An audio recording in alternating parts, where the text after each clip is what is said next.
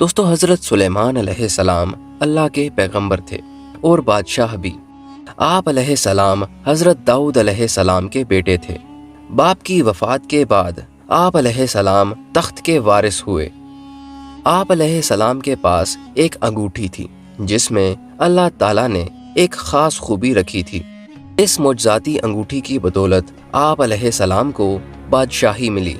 ایک مرتبہ ایسا ہوا کہ جس انگوٹھی کی بدولت آپ علیہ السلام جنوں انس اور حیوانات پر حکومت کرتے تھے وہ گم ہو گئی۔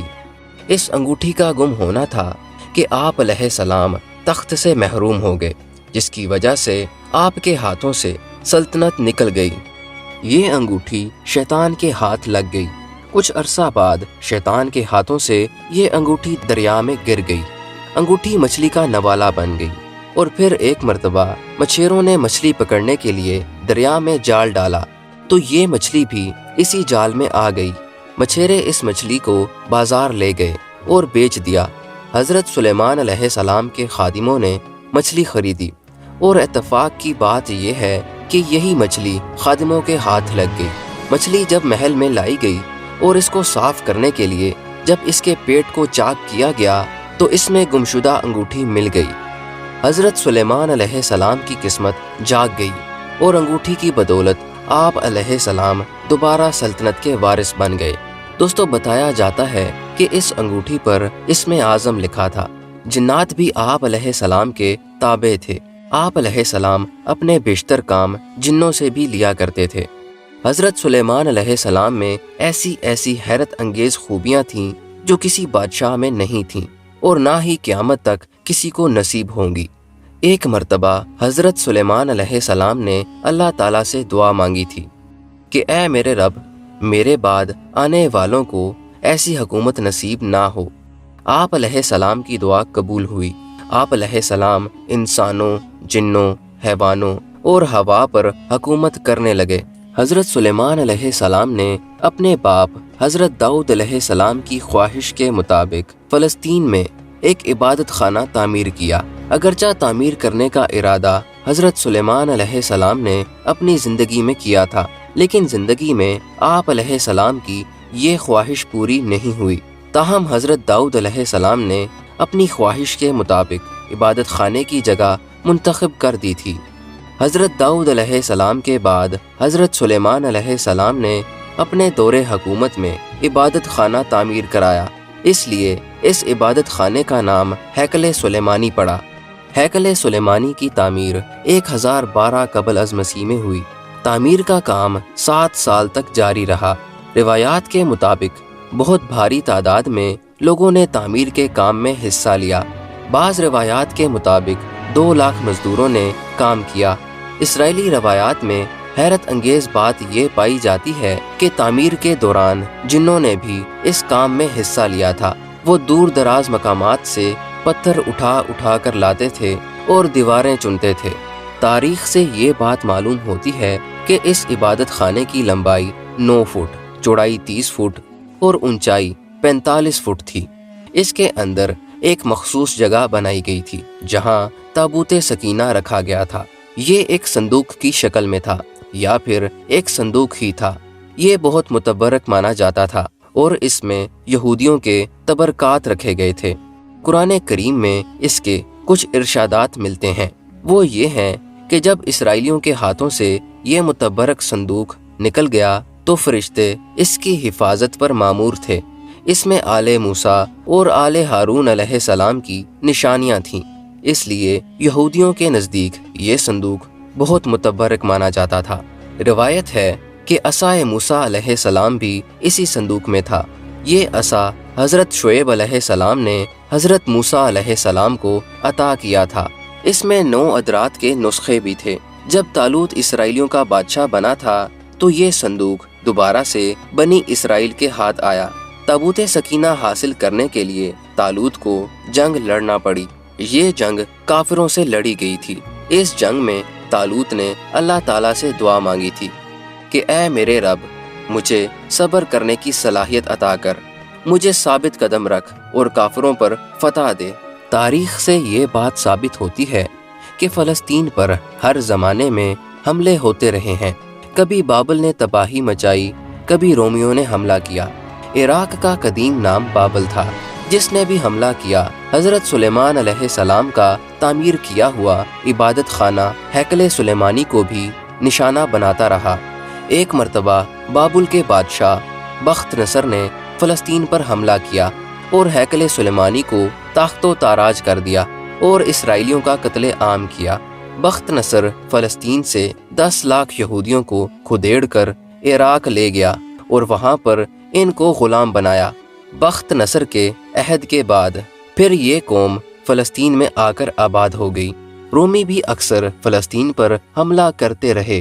हैकले सुलेमानी के जो भी निशानात थे हमलों की जद में आकर मिटते रहे।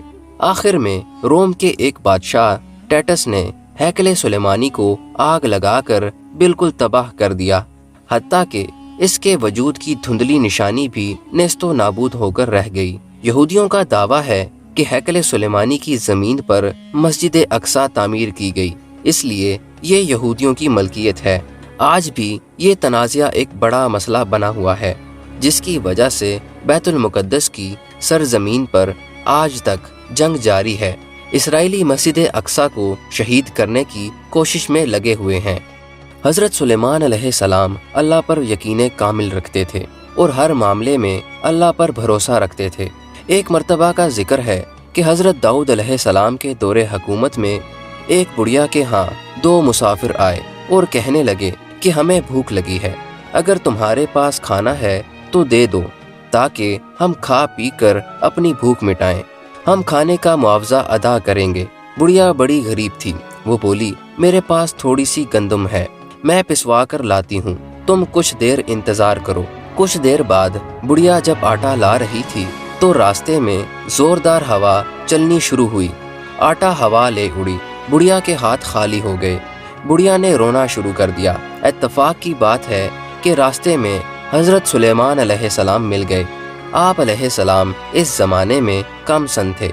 आप अलैहिस्सलाम ने रोने का सबब दरियाफ्त फरमाया तो वो बुढ़िया बोली कि मैं गंदम पिसवा कर आटा ला रही थी कि अचानक हवा चल पड़ी और मेरा सारा आटा हवा में उड़ गया। आप अलैहिस्सलाम ने फरमाया तो इसमें रोने की क्या बात है, मेरा बाप बादशाह है, जा उससे फरियाद कर। बुढ़िया हज़रत दाऊद अलैहिस्सलाम के पास फरियाद लेकर गई।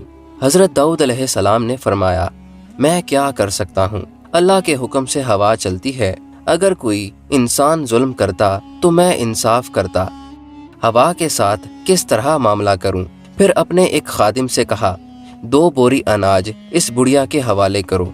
बुढ़िया अनाज लेकर वापस जा रही थी तो रास्ते में फिर से हज़रत सुलेमान अलैहिस्सलाम से मुलाकात हुई। आप अलैहिस्सलाम ने बुढ़िया से दरियाफ्त किया। उसने बताया कि बादशाह ने 2 बोरी अनाज दिया है, वो मैं लिए जा रही हूँ। हज़रत सुलेमान अलैहिस्सलाम ने इससे कहा कि बादशाह के पास दोबारा वापस जा और गुजारिश कर कि मुझे वही आटा चाहिए जो हवा उड़ाकर ले गई है। बुढ़िया ने हज़रत सुलेमान अलैहिस्सलाम के कहने पर अमल किया और दोबारा से बादशाह के पास गईं और वही बात की जो आप अलैहिस्सलाम ने बताई थी। बादशाह बुढ़िया की बात सुनकर परेशान हो गया और सोचने लगा कि मैं हवा से ये बात किस तरह कहूँ। फिर बादशाह ने बुढ़िया से दरियाफ्त फरमाया किसके कहने पर इस तरह की बात की है। बुढ़िया ने जवाब दिया कि रास्ते में एक कम सन लड़का था, उसे ये तमाम माजरा सुनाया तो उसने मुझे सिखा कर भेजा है। हज़रत दाऊद अलैहिस्सलाम समझ गए कि सिवाय सुलेमान के दूसरा कोई भी इस तरह की बात नहीं कर सकता। आप अलैहिस्सलाम ने हज़रत सुलेमान अलैहिस्सलाम को दरबार में बुलाकर दरियाफ्त फरमाया कि मैं किस तरह हवा से आटा लेकर दूं, ये बात तो मेरे लिए नामुमकिन है। हज़रत सुलेमान अलैहिस्सलाम ने बादशाह से कहा आप पैगंबर हैं और बादशाह भी, आप दुआ करें तो वही आटा वापस आ सकता है। हज़रत दाऊद अलैहिस्सलाम ने दुआ की, अल्लाह ताला ने आप अलैहिस्सलाम की दुआ सुन ली। अल्लाह ताला ने हवा को इंसानी शक्ल में आप अलैहिस्सलाम के पास भेजा। हज़रत दाऊद अलैहिस्सलाम ने हवा से दरियाफ्त किया कि इस बुढ़िया का आटा क्यों उड़ा कर ले गई हो। हवा ने जवाब दिया कि अल्लाह का यही हुक्म था پھر حضرت داؤد علیہ السلام نے ہوا سے پوچھا کہ اس بارے میں جو معلوم ہے ہمیں بتاؤ۔ ہوا نے پورا واقعہ سناتے ہوئے کہا، سمندر میں ایک کشتی آ رہی ہے، اس میں کچھ تاجر بیٹھے ہوئے ہیں۔ کشتی میں ایک سوراخ ہو گیا جس سے کشتی کے ڈوب جانے کا اندیشہ پیدا ہو گیا۔ کشتی میں بیٹھے ہوئے تاجروں نے خدا سے منت مانی تھی کہ اے خدا، اگر کشتی ڈوبنے سے بچ گئی تو ہم اس کا آدھا حصہ داؤد بادشاہ کے دربار میں پیش کریں گے تاکہ وہ غریبوں میں تقسیم کریں۔ ان کی دعا قبول ہوئی۔ ہوا نے بتایا کہ مجھے حکم ہوا ہے کہ اس بڑیا کا آٹا اڑا کر کشتی کا سوراخ بند کر دوں۔ میں نے ایسا ہی کیا۔ یہ گفتگو جاری تھی کہ اسی دوران وہ تاجر بھی نفع کا مال لے کر دربار میں حاضر ہوا اور آدھا مال غریبوں میں تقسیم کرنے کے لیے پیش کر دیا۔ حضرت داؤد علیہ السلام نے مال کے 2 حصے کیے، ایک حصہ بڑیا کو دیا اور حضرت سلیمان علیہ السلام کو شاباشی دی، کیونکہ ان کی کوششوں سے خدا کی مصلحت کا راز معلوم ہوا۔